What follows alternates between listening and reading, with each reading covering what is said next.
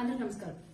కాకినాడ జిల్లా తునిలో గురుకుల పాఠశాలలో 8వ తరగతి చదువుతున్న బాలికని నారాయణరావు అనే వ్యక్తి బయటికి తీసుకువెళ్లి హంసవరపు తోటలో అత్యాచారం చేసే ప్రయత్నం చేశాడు.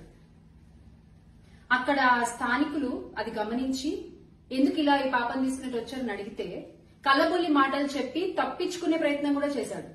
ఇంకొంచెం గట్టిగా మాట్లాడితే అక్కడ ఉన్న వాళ్ళందరూ నేను టీడీపీ కౌన్సిలర్ని, మీరు నన్ను ఏం చేయగలరు అంటూ దబాయింపుకు దిగాడు. అంటే కూటమి నేతలైతే తప్పు ఒప్పైపోతుందా? కూటమి నేతలైతే ఆడపిల్లలపై అత్యాచారాలు చేయొచ్చా యథేచ్ఛగా? కూటమి నేతలైతే మీ ఇష్టం వచ్చినట్టు ప్రవర్తిస్తారా మహిళలతో రాష్ట్రంలో?